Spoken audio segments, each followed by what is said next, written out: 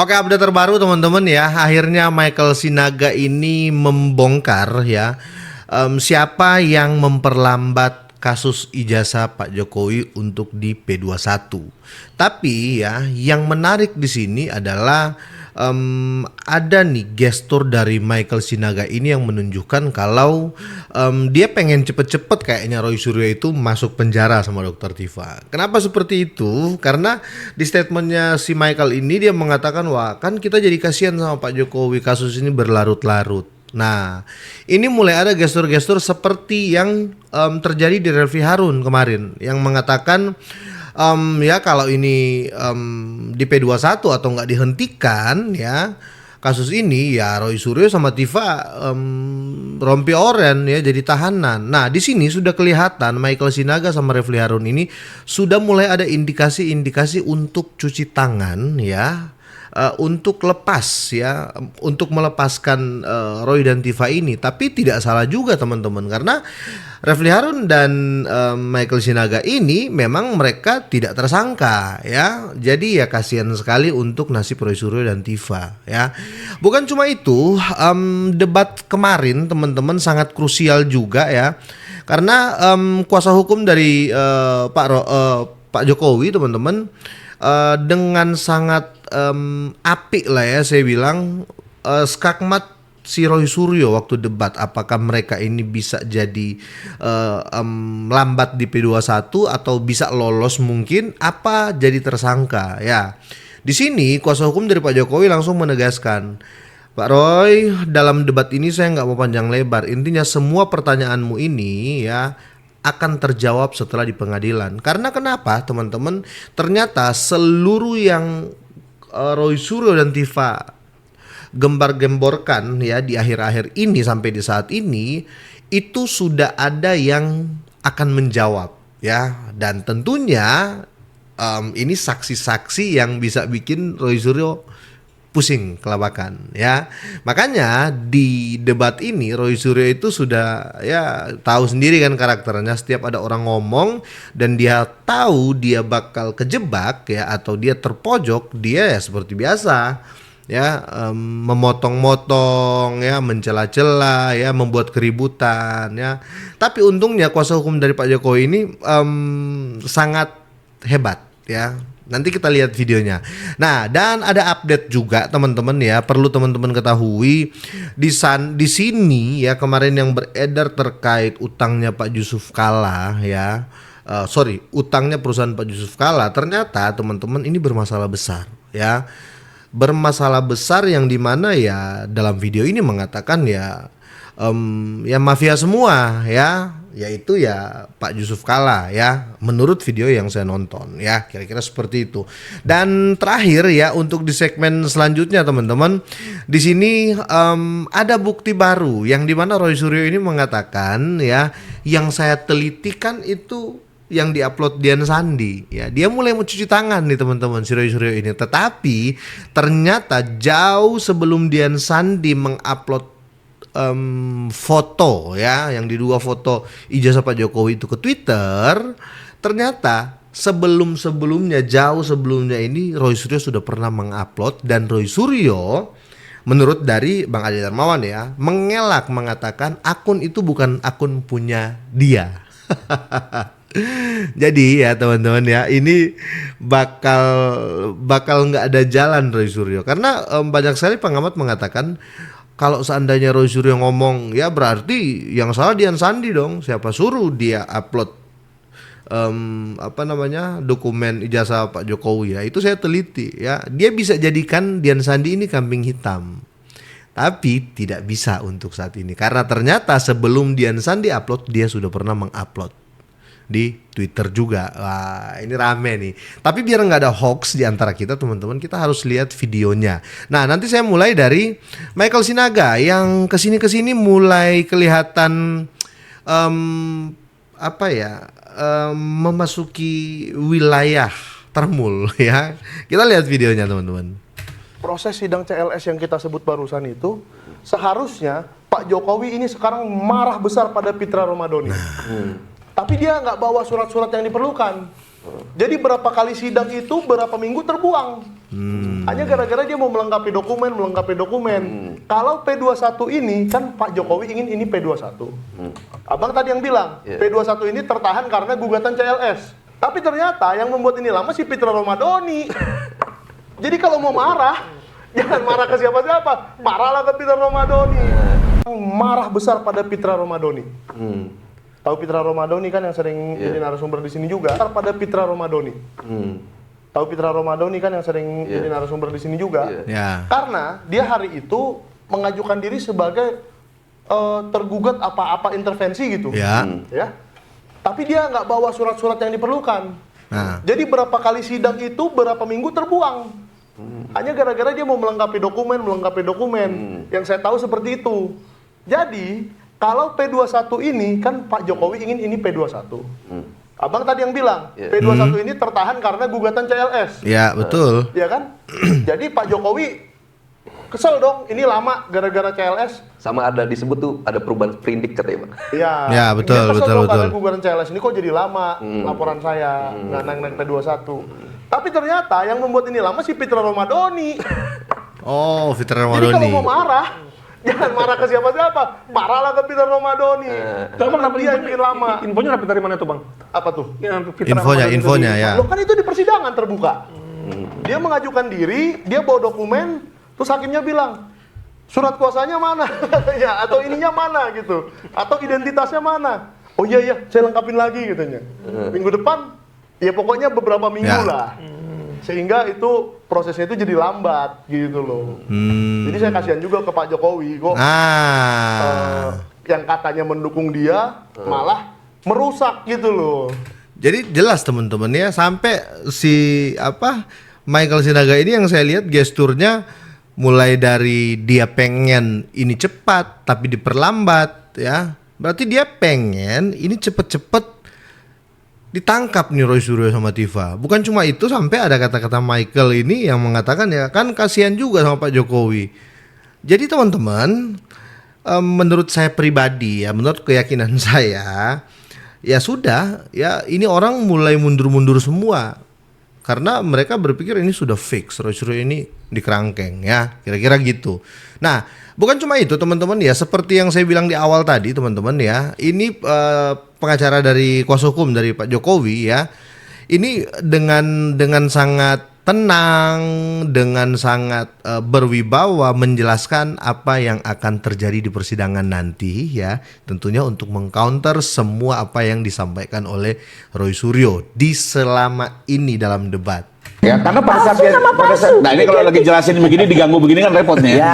Pihak UGM, teman-teman Pak Jokowi, para dosen sudah memberikan keterangan di dalam penyidikan dan menyatakan bahwa Pak Jokowi betul kuliah di sana, menyelesaikan sampai akhir, melakukan ujian skripsi dan memperoleh ijazah. Ini sudah diterangkan oleh pihak yang paling berkompeten dalam hal ini UGM. Betul. Dan mereka semua nanti akan menerangkan di bawah sumpah. Kedua, sudah dilakukan uji lapor oleh pihak kepolisian 2 kali terhadap ijazah ini dan dinyatakan identik. Betul. Apa yang disampaikan tadi Pak Roy, tanda tangan dan segala macam, itu semua sudah terjawab. Ya, sudah terjawab semua itu oleh pihak UGM. Ya. Contoh.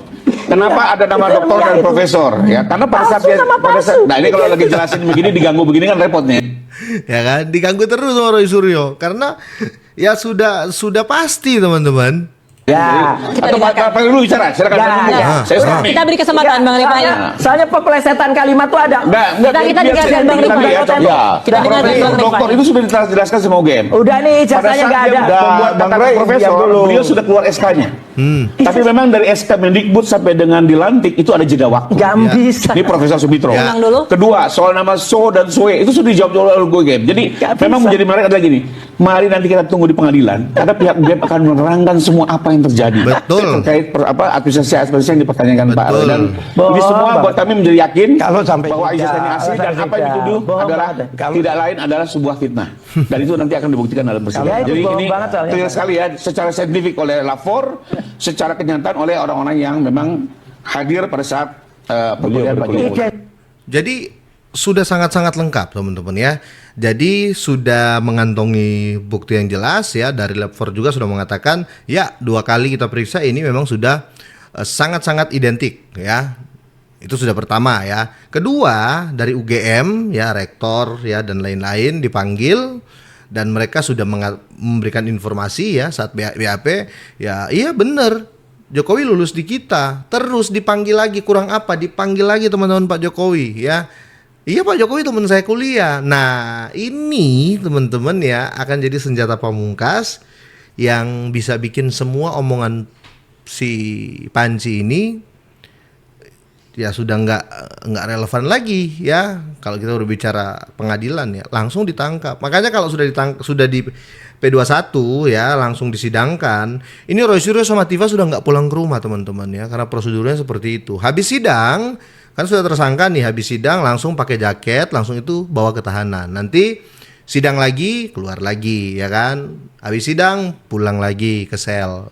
Jadi wah makin parah teman-teman ya. Sampai kemarin ya dalam salah satu debat head to head teman-teman ya, di sini terbongkar. Ternyata yang pertama kali upload ijazah Pak Jokowi dan menuduh itu palsu adalah si Roy Suryo ini, bukan Dian Sandi, karena Bang Ade Darmawan membawa bukti yang lengkap ya, screenshot dari postingan Roy Suryo ya, yang konon itu akunnya Roy Suryo, tapi sekarang sudah dihapus, tapi jejak digital masih tinggal ya.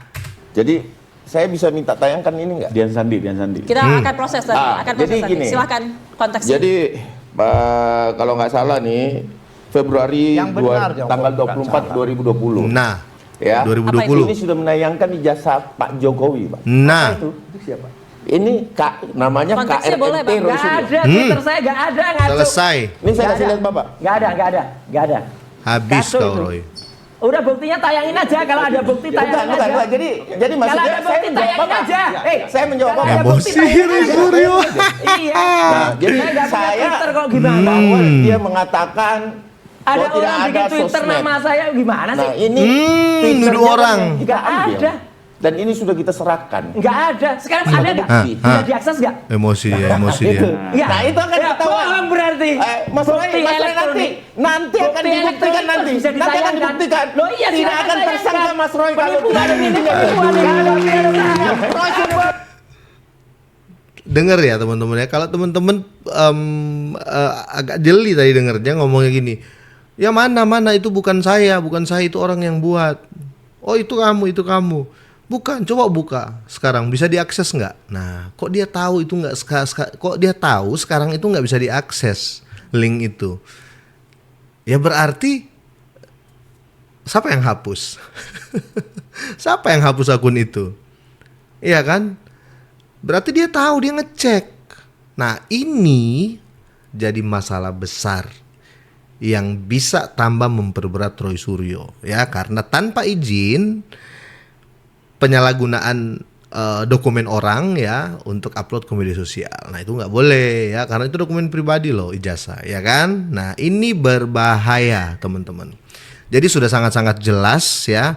Saya nggak mau panjang lebar. Ini Roy Suryo ini sudah terlalu membuat kisruh ya di media, bahkan di negara ini ya, dengan ya tahu sendiri kan, setiap ngomong kami mewakili 280 juta rakyat Indonesia. Sampai sekarang saya bingung yang diwakili ini siapa. 280 juta kan hampir 100%, bisa dibilang ya 99% masyarakat Indonesia ya. Sedangkan yang pro sama si Roy Suryo ini teman-teman ya, kemungkinan nggak sampai 0,2%, 0,05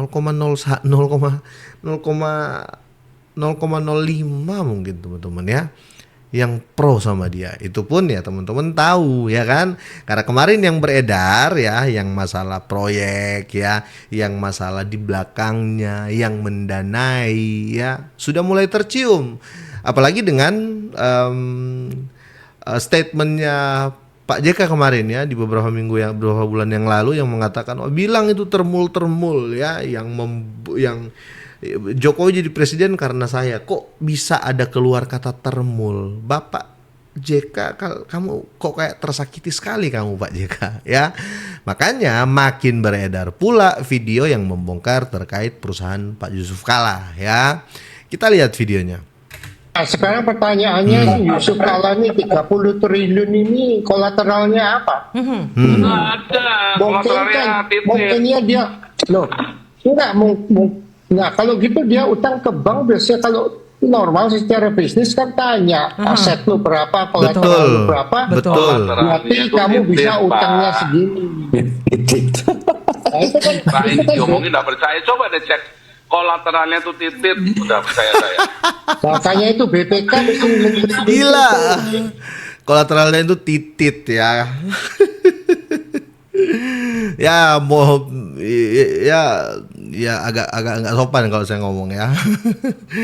Intinya itu tanpa jaminan lah ya, bisa dibilang seperti itu ya. Atau dia nggak punya apa-apa, cuman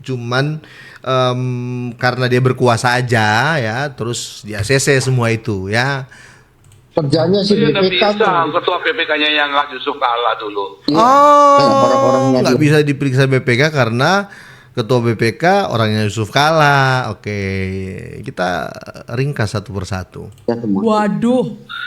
Sekarang Yusuf Kala itu kan utangnya cuma sama bank negara. BUMN, iya. Iya, sekarang direkturnya komisarisnya yang angkat Yusuf Kala. Nah itu kayak tadi balik lagi. Saya owner. Lalu perusahaan XYZ dikelola oleh Pak Adi sama Pak Teddy. Terus kolaps. Mereka semua. Terus utanglah sama saya. Terus bayarnya gimana? Ya sudah nggak bisa bayar. Ya udah perusahaan saya sita. Lah kan perusahaan saya sendiri coba. Kan nggak mungkin saya nyita Pak Adi sama Pak Teddy kan? Iya bener. Mafia kakap ini, Pak. Oh, mafia kakap ya. Wah, jadi siapa nih sebenarnya yang merugikan negara? Banyak saya lihat ya postingan di Facebook ya, di mana semua yang mengatakan wah Pak Jokowi ini adalah antek asing, merugikan negara. Ya sekarang kalian bisa lihat, hey para haters Pak Jokowi, kalian sekarang bisa lihat ya dengan mata kepala sendiri ya, bisa kalian dengar yang sebenarnya memporak-porandakan dan membuat susah negara ini itu siapa ya, menurut dari video ini loh ya. Mafia kakap. Mafia kakap bos. Makanya, nah itu kejadiannya Yusuf Kala, modus-modus operandinya Yusuf Kala itu seperti zaman dulu Sinarmas Eka Cipta. Dulu kan boleh perusahaan A. Ya. Eka Cipta kan punya 10 perusahaan. Lalu perusahaan A ambil utang. Ya. Nah, sebelum ini ya, dia ambil perusahaan A, ambil utang. Jaminannya perusahaan C. Lalu perusahaan B ambil utang. Jaminannya perusahaan I. Perusahaan C bener berarti sistemnya ini. Jaminannya perusahaan H. Urutan seterusnya. Lalu perusahaan C ambil utang. Jaminannya B. Lalu I utang, jaminannya C. Jadi saling menjaminkan. Lalu mau dieksekusi karena gagal bayar. Kembali ke pemilik dia juga. Bank APN bilang, loh ini jaminannya ini loh. Loh tapi itu sudah dijaminkan ke saya. Mau saya eksekusi nggak bisa. BNI-nya nggak mau. BNI mau mengeksekusi perusahaan D. Ternyata perusahaan D dijaminkan kepada Citibank. Nggak bisa lagi. Saling ngikat. Udah nggak bisa tuh, nggak kelar tuh. Iya, di mana diskusi? Nah, itu Yusuf Kala modelnya gitu sama tuh. Iya, di mana? Oh. Ya itu. Tapi kok nggak diproses-proses ya? Makanya banyak yang teriak-teriak saat ini. Kapan nih Pak Yusuf Kala ini diperiksa? Ya. Tapi di zaman itu tidak bisa dikerasin karena ya orang BPK menurut dari video itu ya. Orang BPK ya orangnya dia sendiri ya kan. Terus orang-orang pejabat-pejabat itu dia yang milih juga sendiri. Jadi ya pantas saja ya, ini menurut keyakinan saya loh ya.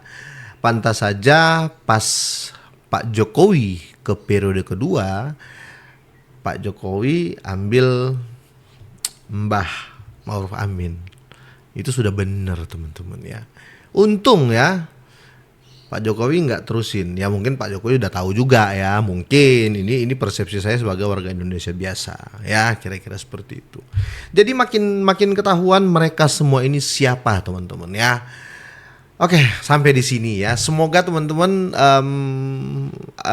ini bermanfaat ya. Dan kalau teman-teman pun punya tanggapan, kalau teman-teman punya masukan, silakan teman-teman drop di kolom komentar. Nanti kita ngobrol di sana ya. Semoga ini bermanfaat, semoga sehat, sukses terus buat teman-teman semuanya. Bye.